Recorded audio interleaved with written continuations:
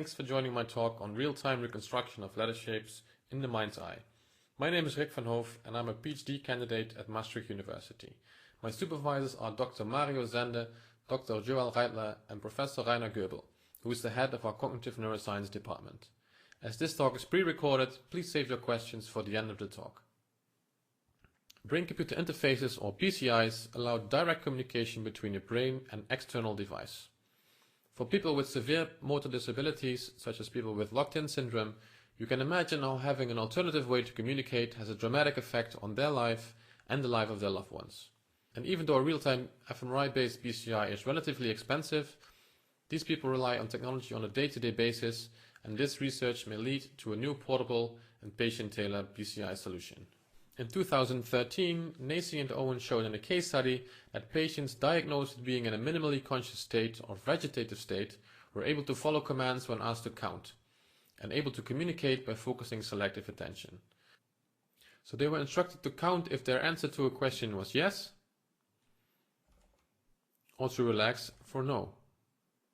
And this is a way of encoding and decoding by respectively linking commands to a certain brain state and extracting distinct responses.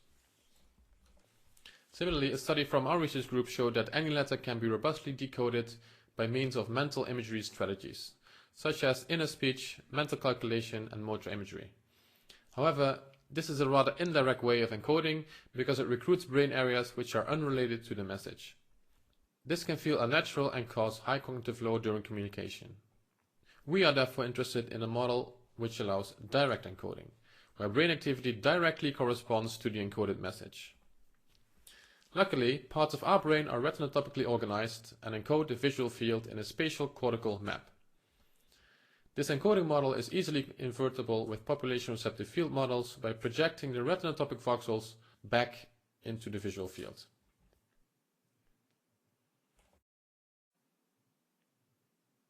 Last year we published a paper showing that indeed we can reconstruct visual percepts, and we took it a step further by reconstructing letter representations from the mind's eye.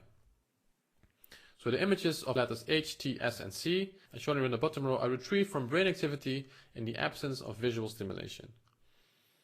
So our main question now is, can we find out what a person is thinking by reconstructing imagined images in real time? And to start answering this question, we acquired pilot data from 3 participants on our 7 Tesla scanner in Maastricht. Participants started with a retinotopic localizer showing flickering checkerboard bar stimuli, so we can calculate the location and size of the receptive fields for voxels located mainly in early visual cortex.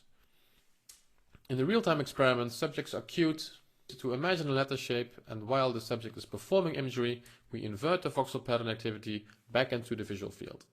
Well, in this case, we mapped it onto a 150 by 150 pixel image and show the reconstructed image to the participant, forming a closed-loop system. Zooming in on the first step of the inverting process brings us to the population receptive field model. Since the classic PRF model uses grid search to find the PRF parameters, it requires too much computational time and resources for our purpose. Therefore, we use real-time retinotopy. This technique, developed by my colleagues, uses a tile hashing procedure to reduce the amount of data by 98%. And estimates population receptive fields which closely resemble those computed by the classic model, but does this in a matter of seconds. For details on this beautiful work, please visit my colleague Salil Bhatt's poster with number 1512. So now we have for each voxel the location and the size of its corresponding receptive fields and can map it onto an image, as we see here in these average reconstructions of perceptual and imagery trials. Now the problem is that when you compare voxel patterns based on visual stimuli and imagery, is that the imagery voxel patterns are much weaker and noisier, as these patterns likely arise from top-down modulations. So to tackle this issue, we use an autoencoder neural network trained on single perceptual trials of an independent dataset. And by feeding the imagery reconstructions into the autoencoder, it effectively denoises the input image based on that geometric information. So for that to work, we added noise to the training examples to mimic and exaggerate a lower SNR. Here you can see the before and after denoising.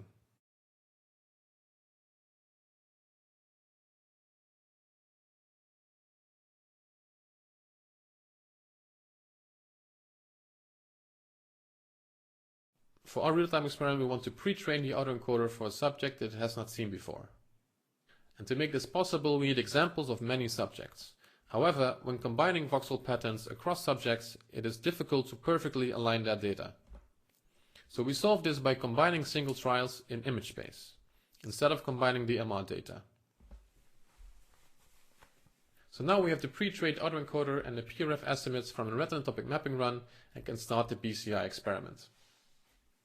The participant imagines letter shapes for about 10 seconds, and based on the expected bold response in a select group of voxels, we reconstruct their mental image, denoise and segment it before presenting it on screen. And in parallel, we downsample the image and classify the reconstruction.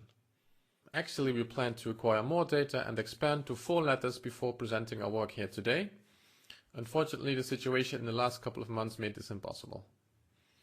So here are very preliminary results based on our pilot scans. This graph shows classification accuracy across the 3 subjects, who were trained to imagine the letters H and T.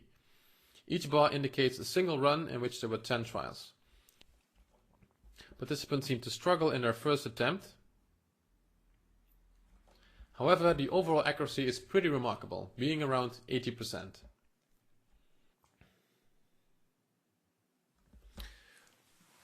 Moving on to our letter reconstructions, here's an example of a single run for subject 1. The top row shows raw imagery reconstruction trials, the middle row shows the correct letters, and the bottom row shows the denoised versions. As you can see, the raw reconstructions are simply unrecognizable. However, in most cases the neural network brings the image closer to a recognizable shape and provides feedback for the participant. So now for our second subject, you can see that from trial 1 to 10, every single letter was correctly decoded and reconstructed. So you can imagine the look on our faces when we witnessed the BCI was actually working. In conclusion, these first results are very promising. Naturally, our system has its limitations. Even with high field fMRI, we are still looking for the right trade-off between resolution and SNR and are subject to the sluggishness of the bold response. However, I think that we can carefully say that we succeeded to reconstruct the content of the mind's eye in real time. And we plan to expand this paradigm with more letters and participants, with the ultimate goal of creating a direct letter speller system. Last but not least, I'd like to thank everyone involved in this project, and our tools are made available for MATLAB and Python on GitHub. For more information on our work, please visit our group's website and our poster sessions.